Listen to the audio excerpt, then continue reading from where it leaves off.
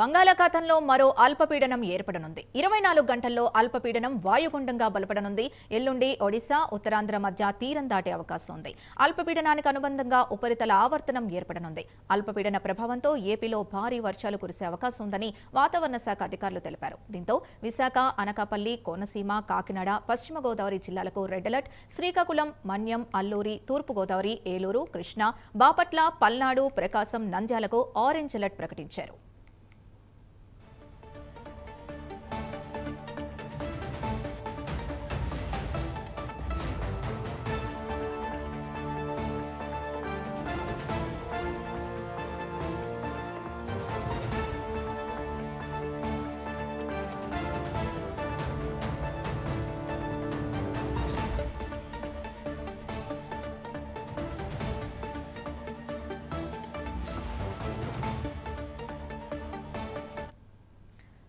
Right, ఇక ఇదే అంశానికి సంబంధించి పూర్తి details deputy input editor Vasu అందిస్తారు. వాసు, చెప్పండి.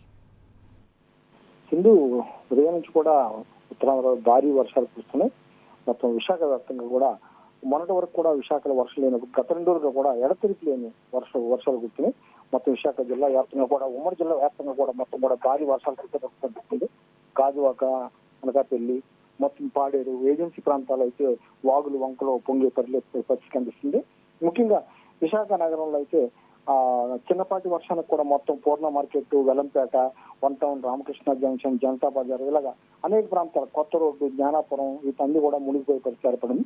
నేపథ్యంలో జనసేన ఎమ్మెల్యే వంశీకృష్ణ యాదవ్ కూడా వర్షంలో దగ్గరుండి మొత్తం కూడా మునిగిపోయినటువంటి ప్రాంతాల్లో పర్యటించి మొత్తం ఎవరు ఇబ్బంది పడకుండా కూడా కాలువను కూడా ప్రొక్కలించి తొలగించే పరిస్థితి ఏర్పడుతుంది. ఉదయం నుంచి కూడా భారీ వర్షాలు కురవడంతో ఆటో నగర్ అయితేనే, గాజువాక అయితేనే తదితర ప్రాంతాల్లో అన్ని ప్రాంతాలు కూడా లోతట్టు ప్రాంతాలన్నీ కూడా మునిగిపోయే పరిస్థితి ఏర్పడింది. ప్రధానంగా ఈ భారీ వర్షాల కారణంగా ఎక్కడెక్కడ లోతట్టు ప్రాంతాలు మునిగితే ముందుగానే గుర్తించిన అధికారులు ఆయా ప్రాంతాలను అప్రమత్తం చేశారు.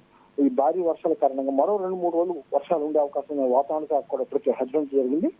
ఈ నేపథ్యంలో ఉత్తరాంధ్రకి వాళ్ళ ఎల్లో అలర్ట్ కూడా ప్రకటించడం జరిగింది. పార్వతీపురం, మొత్తం అనకాపల్లి, పాడేరు తదితర ప్రాంతాల్లో కూడా భారీ వర్షాలు, ఒక మాది నుంచి భారీ వర్షాలు కురిసే అవకాశం ఉంది. మొత్తం కూడా పిడుగులు కూడా భారీగా పడే అవకాశం వాతావరణ శాఖ హెచ్చరించింది. ఈ నేపథ్యంలో మొత్తం కూడా ప్రభుత్వ యంత్రాంగం కూడా అప్రమత్తమైంది. ఆయా ప్రాంతాల్లో ప్రజలను అప్రమత్తం చేసిన లోతట్టు ప్రాంతాల నుంచి సురక్షిత ప్రాంతాలకు కూడా తరలించేందుకు ఏర్పాట్లు చేస్తుంది. Right, thank you Vasu.